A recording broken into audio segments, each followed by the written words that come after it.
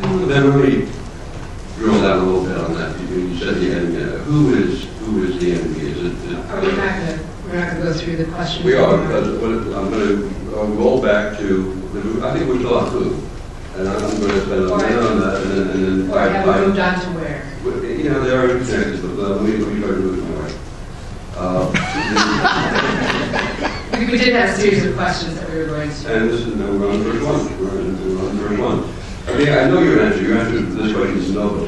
So that's why I'm directing it back. That's absolutely not the answer to my question. Well, Go ahead. Go ahead. You didn't have a chance to answer first, so we're now answering. Hey guys, I went to school. Remember the Neil Levy report? You know, when you used to have quiet discussion without applause and all that stuff. I really, bear with me. Then there's a question of who would be targeted. Enemy leaders, or the ICRC would have to be just people engaged in continuous combat functions. Who are they in your mind? And then how far do you go? Do you go to financiers? Do you go to bomb makers? Where do you draw the line? I think I wanted to. You're welcome to.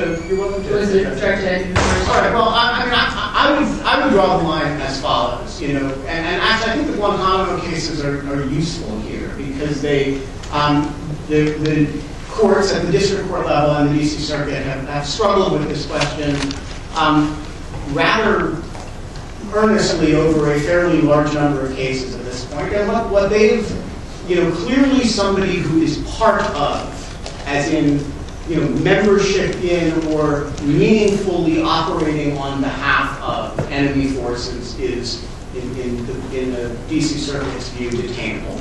And they judge that on the basis of a very functional analysis of what role they're playing.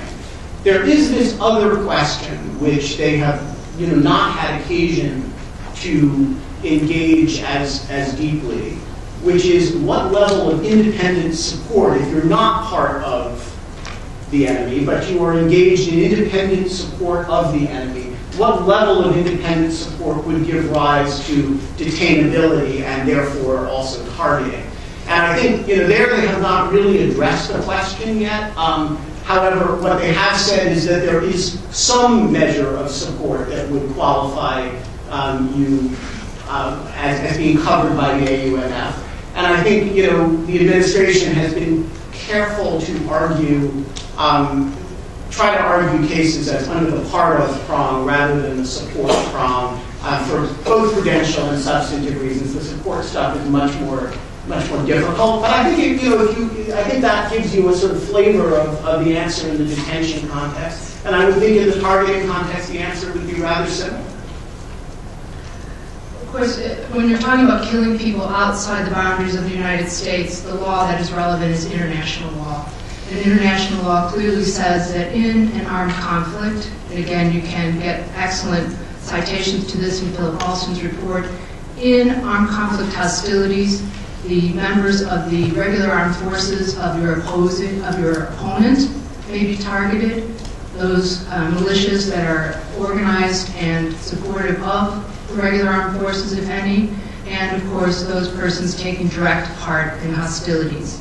The International Committee of the Red Cross does have a new category of persons who are in a continuous combat function that Vince referred to briefly. This was a new category created really in the interest or pursuant to arguments provided by the United States and Israel that there should be another category of persons who are regularly fighting, even if at times they step out of the fighting. So there is now a new category that we're looking at. But the International Committee of the Red Cross did something that I think was extremely important for all of us to take note of in creating this new category, and it really does characterize what the U.S. can and cannot do lawfully outside this country in terms of the use of lethal force.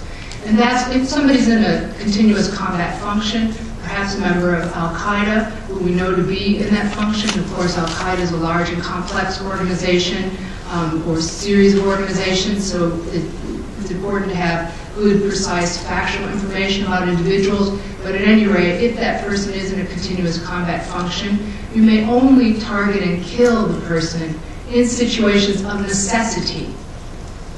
In actual battlefield hostilities, the situations of necessity are clear.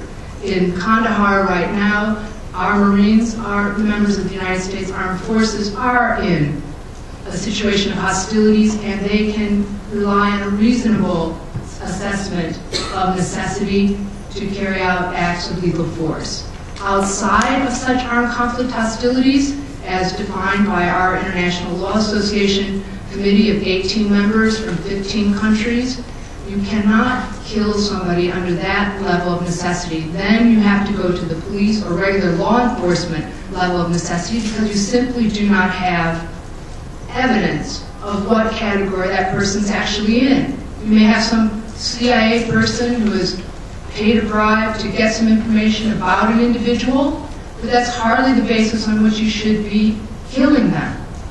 So if they're about to actually carry out, immediately about to kill another person, take human life, then under police rules, yes, to save human life, you have a situation of necessity and you may kill that person. But without that kind of evidence, who are we killing? Vince gave you some statistics earlier, but the widely respected New America Foundation website, Peter Bergen's statistics are that in Pakistan alone, since we started using drones, these are just drone attacks, since 2004, we've killed approximately between 1,210 and 1,863 individuals in Pakistan alone. So the government's statistics about who's being killed, why they're being killed, I'm sorry, we have to be very skeptical. We have to hold our government to a higher level of legality and for making their case than we've heard so far. And can I just follow that? And so I want to clarify, when you say that these killings take place outside of the zone of armed conflict, maybe by DOD, maybe by CIA, maybe by some combination of the two. They're not, lawful under the law of armed conflict. How should we understand what they are, in your view?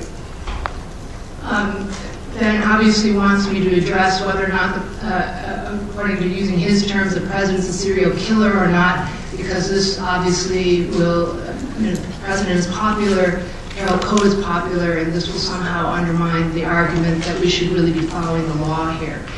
So let's talk about that. I'm as disappointed as anyone that we do not have a reversal of certain Bush administration policies that developed after 9/11. I heard many of my colleagues who were very willing to say that President Bush had authorized torture and that this should be ended and that President Bush and other high members of his administration should be prosecuted for that.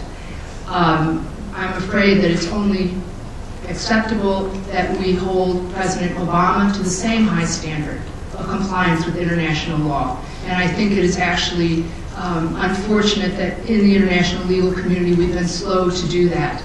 I think it's understandable. We were told during the campaign that the global war on terror was over. We expected, because Harold Coe had been such an outspoken opponent of lawless policies by the Bush administration, that he would take the lead. We're not seeing that yet. I think we will see it. I think as the information gets out, as we get good arguments, as our colleagues around the world, and I just came from London where I gave several talks on this issue, and there's still disbelief in many parts of the world.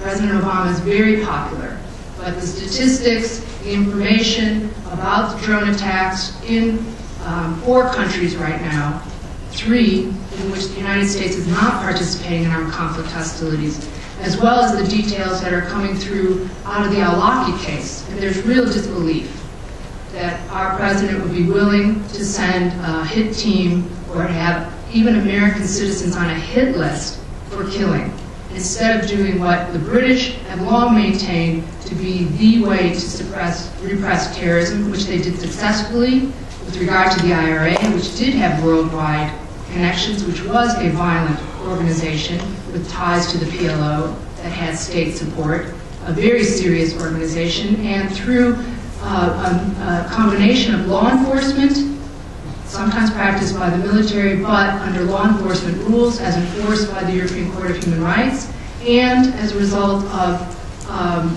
engaging a political process, today there is peace in Northern Ireland. We, 9 years after the 9/11 attacks, don't see the same kind of success. So yes, I'm very disturbed. I'm very sorry. I am willing to say that so far the United States has engaged in, our leaders and their lawyers have been willing to engage in unlawful killing. Let me give you ask you to follow up on a point that Ben raised. And he suggested that state practice actually tends to support the view that war goes where the enemy goes, and so that would be a basis to be outside of Afghanistan. And kind of a related question. It's one thing to say that the British were able to deal with the IRA, but are the Yemeni police really up for suppressing Al-Qaeda? Thank you. I think those are both very good questions. I appreciate getting them to answer. State practice. What is a state practice in this area? First, we have to be very clear. When you're looking at examples that are being given and so forth, we need to always look at the critical law involved here, and that is the law after the Second World War. We are looking at the UN Charter.